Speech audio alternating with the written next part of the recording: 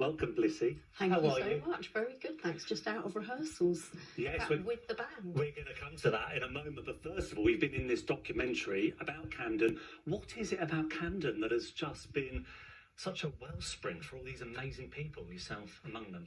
Yeah, I think it's to do with the fact that the venues are amazing. It's one of the places where things don't seem to have been shut down because of gentrification.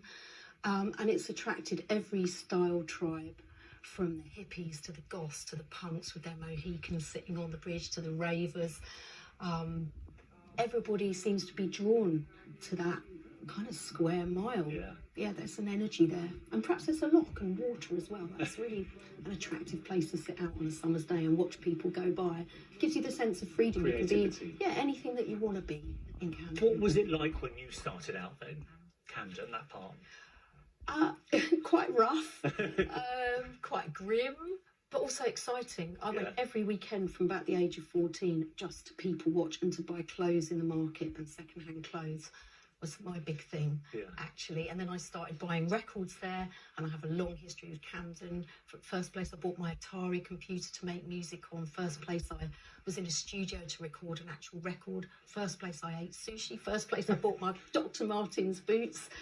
You name it, it's the place of first. And the Jazz Cafe was the first place to host Faithless, our first ever gig. And we actually got a plaque on the wall to celebrate, which was an amazing thing a few years later.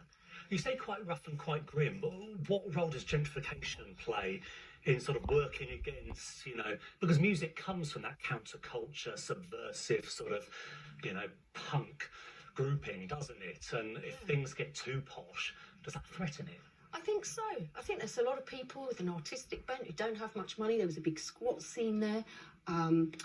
Jazzy B from Soul to Soul and I watched the premiere last week, and he talked really eloquently about that sense that there were disbanded warehouses as well as established venues, from Dingwalls to what was Camden Palace is now Coco, and the Roundhouse that had hosted some of the world's most exciting bands, from the Rolling Stones to, in fact, coming full circle, they're going to host us very soon in June, our first gig in 8 years. So there's this sense that kind of anything goes, and there was a lot of illegal goings on there too, that I guess attracted more subversive types.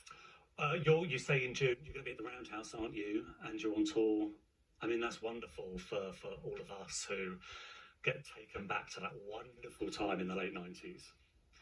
I'm very excited about it, and also it comes from a place of really wanting space to pay tribute to Maxi. That's also the reason for going out. We lost him, didn't we? 18 months ago. We did, that's right, in December 2022, and it's just been unfathomable, really, that kind of loss.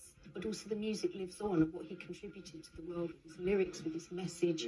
I feel it's more important now, more than ever, that his message of togetherness and communion is really resonant in the divided times we have right now. Life's pretty grim for a lot of people, and I feel if Faithless can bring a bit of joy and euphoria and that feeling of connectedness, I think we really need that. Perfectly put. Blissy, wonderful to talk to you. Documentary Camden is on Disney+, and good luck with your tour. Thank you. Thank you so much for having me.